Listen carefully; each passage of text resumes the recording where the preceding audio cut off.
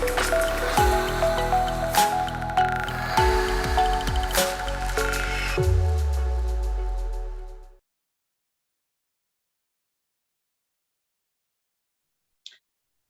project was about teenage pregnancy prevalence in Uganda during the COVID-19 pandemic.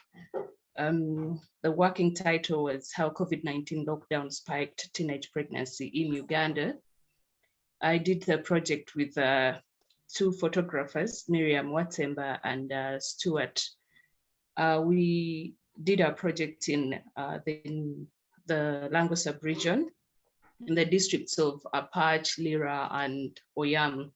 The sub-region had the third highest number of teenage pregnancies in Uganda. So we thought if we could go there and tell their story and showcase what was happening throughout the lockdown, probably we could attract attention from policymakers, from these NGOs to go on ground and see what is happening before they report.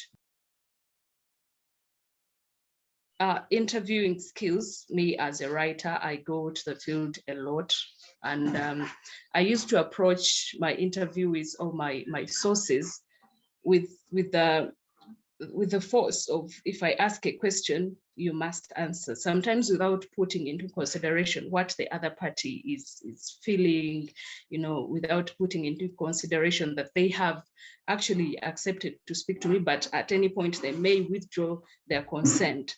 So during the training, this is some of the things that we got to learn. From the training, we learned how to research, how to stay away from the fake statistics, like what we were facing with our story, with our case study, and also how to handle the sources, and how to ensure that women are actually given a chance to tell their story. The first challenge, as I've mentioned from the start, were the fake statistics. There were so many statistics pointing us into different directions, and we had to do a lot of research. So I had to go to the National Population Council and look at their statistics. I had to go to the National Bureau of Statistics to look at their statistics and then compare with what the UN had and all these NGOs.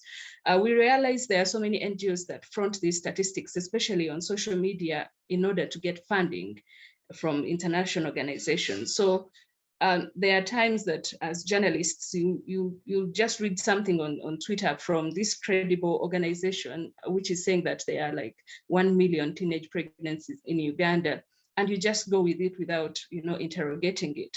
So with this project and from the training that we had received, we knew we needed to do research. The other thing is the region that we went to, we didn't know the language. So we needed to hire an interpreter and trust that what they were telling us is really what these girls were saying, because some of the girls could not speak English. We had girls from P3, P2 who were speaking just their native language, and they couldn't speak to us in English.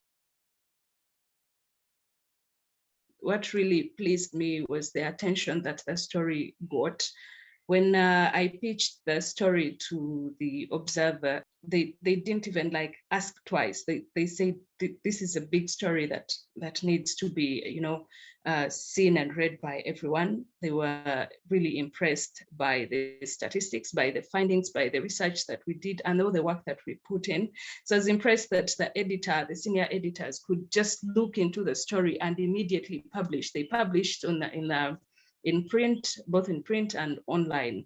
Also, the attention that we got on Twitter was really impressive, with the people saying, finally, someone could speak out on what was happening and give the clear picture of giving the victims a chance to tell their story. It was a bit emotional. We found an 11-year-old.